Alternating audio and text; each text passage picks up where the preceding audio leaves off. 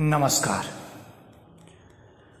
वासना, शक और अंधा जुनून, जब ये तीनों एक साथ किसी भी रिश्ते में दाखिल होते हैं तो फिर वहाँ प्यार नहीं, सिर्फ लाशें पाई जाती हैं। आज की सच्ची घटना उत्तर प्रदेश के मेरठ जिले की है, जहाँ एक 28 साल का पति अपने 25 साल की पत्नी और उसके 7 महीने के अजन्मे बच्चे का गला घोंटकर हमेशा के लिए खामोश कर देता है। लेकिन सवाल सिर्फ इतना नहीं है कि उसे मारा गया, सवाल ये है क्यों मारा। क्या उसकी बीवी वाकई बेवफा थी, या उसको शक था, या उसके दिमाग की गंदगी थी। आइए सुनते हैं एक दिल को चीर देने वाली कहानी। एक शक में बर्बाद हुआ पति, एक चुप रह गई पत्नी और एक ऐसे रिश्ते की जिसे दुनिया वासना का नाम देती रही।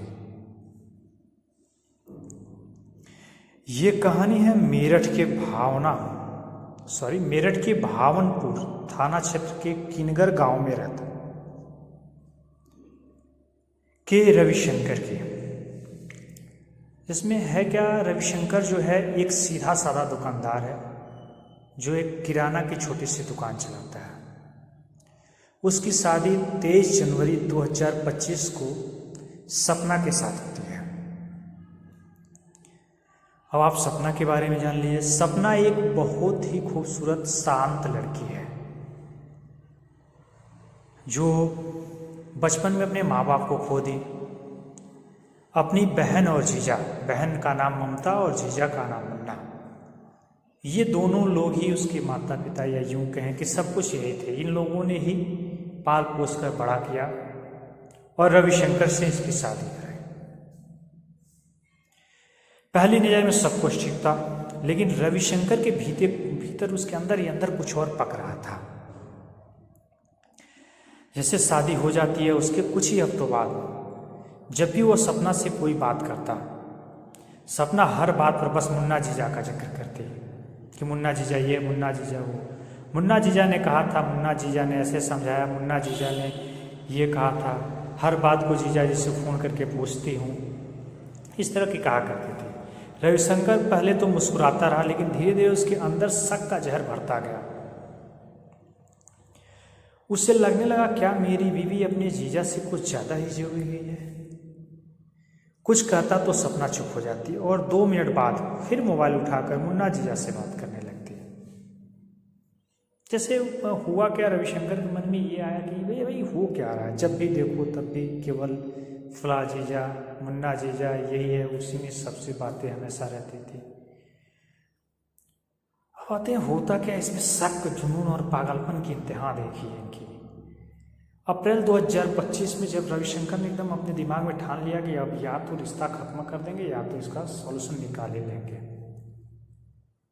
उसने ये ठाना कि अब इस रिश्ते को खत्म ही कर डालूंगा, या छोड़ दूंगा, या सपना को जो समझ में आए।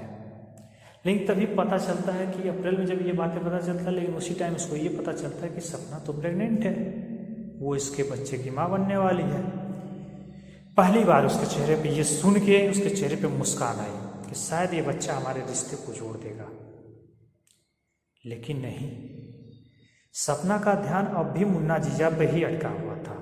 माँ बनने की खुशी, पति की परवाह, इन सबसे ज़्यादा वो बहन जीजा से जुड़ी रही। रविशंकर धीरे धीरे टूटता गया, लेकिन उसका शक मजबूत होता गया। फिर दिन आता है 26 जुलाई 2025। ये तीज का दिन होता है। सुबह का वक्त रहता है जिसमें रविशंकर ने बड़े प्यार से कहा, आज तीज है सपना, चलो तुम्हें मायके छोड़ आता हूँ। सपना बोली, नहीं मेरा मन नहीं है। रविशंकर दुकान चला गया, लेकिन शाम को लौटा तो सपना घर पे नहीं थी। पता चला उसका जीजा मुन्ना आया था और सिंधारा जो अपने घर सिंधारा लेकर वो और अपने सपना दोनों सिंधारा मतलब चले गए, जहाँ एक बार भी ना कहते हुए सपना उसके साथ चली गई। मतलब सपना ने मना भी नहीं किया, उसका जीजा आया, कहा कि चलना है, घर चलना है, तो तुरंत तैयार हुए चली गई। रविशंकर को जैसे पेट में आग लग गई। रविशंकर जब ये सुना तो एकदम गुस्से में आतुर हो गया। वो लगा सोचने, मैं पूछूं तो मना कर देती है और जीजा आए तो बिना बोले चली जाती है।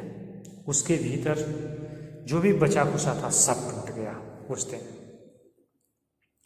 फिर तारीख आती है 2 अगस्त 2025 को सुबह 7 बजे। उसने सपना को कॉल किया। फिर बोलता है, रात मैंने बहुत बुरा सपना देखा, तुम्हारी हालत ठीक नहीं लग रही थी सपने में, क्या मैं आ सकता हूँ? सपना ने कहा, हाँ ये भी कोई पूछने की बात है, आप आ जाओ, आप ही का ससुराल है। सपना को तो लगा कि सब ठीक है, अब इसके मन में क्या चल रहा है, उसके मन में क्या चल रहा है, सब अपना अपना जानते थे। जब रविशंकर अपने ससुराल पहुंचा, सपना अपनी बहन ममता के घर पे ही थी। जीजा और बच्चे काम पे जा चुके थे। रविशंकर बोला, तुमसे अकेले में कुछ बात करनी है, चलो ऊपर वाले कमरे में चलते हैं। सपना को कुछ अजीब नहीं लगा, क्योंकि ये तो भाई पति पत्नी की बात है, उसको लगा होगा भाई ज़्यादा दिन बाद मुलाकात है, तो जो भी सोच रखी होगी उसने। फिर होता क्या है, ऊपर पहुंचकर रविशंकर ने कहा कि मैं तुम्हारे लिए एक हार लाया हूं, आंखें बंद करो, मैं हाथों से पहनाना चाहता हूं। सपना मुस्कुराई। कोई भी पत्नी होगी अपने पति से गिफ्ट पाने की लालसा में मुस्कुराएगी।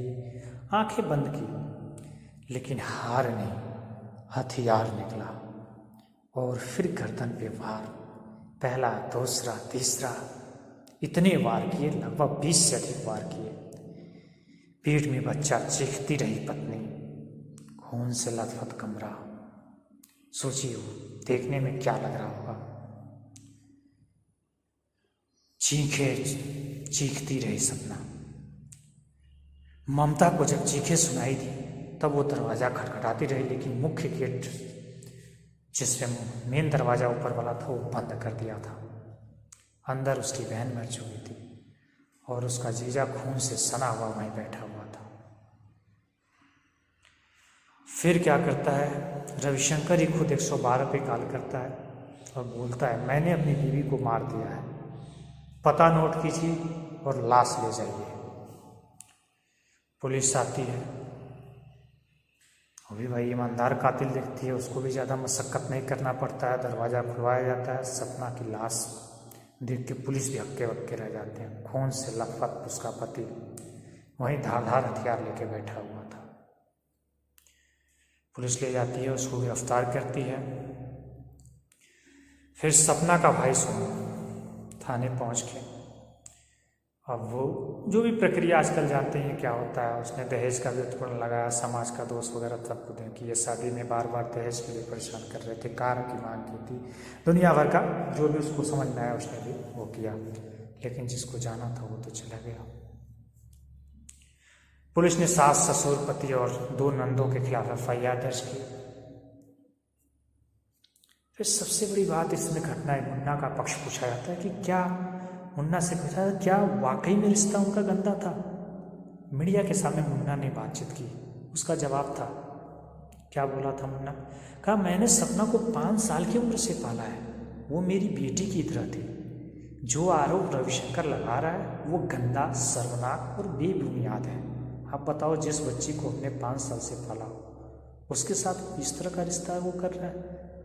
ये मानना है कि हाँ कहीं ना कहीं सपना ने गलती की भाई, अब वो दूसरे रिश्ते में जा चुकी थी, तो वहाँ पे उसको ध्यान रखना चाहिए कि हाँ, जैसे आज एक लड़की अपने माँ बाप को छोड़ के ससुराल चल जाती है तो उस समय वो उसको सिर्फ ससुराल का ध्यान रखना चाहिए। अधिकतर 90%, 10% माता पिता को भी समय, तो अलग बात है। अब सवाल ये है, एक शख्स ने 2 जिंदगियां निकल ली, 2 नहीं यूं कहें 3 जिंदगियां। एक रविशंकर भी तो गई, एक अजन्मा बच्चा जो दुनिया देखने से पहले इस दुनिया को छोड़ गया। दूसरा रविशंकर अब जेल में रहेगा और वहीं सारी उम्र पश्चाताप करता रहेगा। इस कहानी में एक अंतिम संदेश मैं ये देना चाहता हूँ कि इस कहानी को सुनाने का मकसद किसी को चोट पहुँचाना नहीं, बल्कि सचेत करना है। रिश्ते प्यार से चलते हैं, शक से नहीं। और अगर आप किसी भी रिश्ते में घुट रहे हैं तो बात कीजिए, संवाद कीजिए, वरना एक दिन कुछ ऐसा हो सकता है जिससे आप ठीक से कभी उसे ठीक भी नहीं कर सकते हैं। धन्यवाद। चैनल को सब्सक्राइब जरूर करें, जिससे कि हमें भी मनोबल मिले और अच्छी क्वालिटी का मैं वीडियो ला सकूं। धन्यवाद।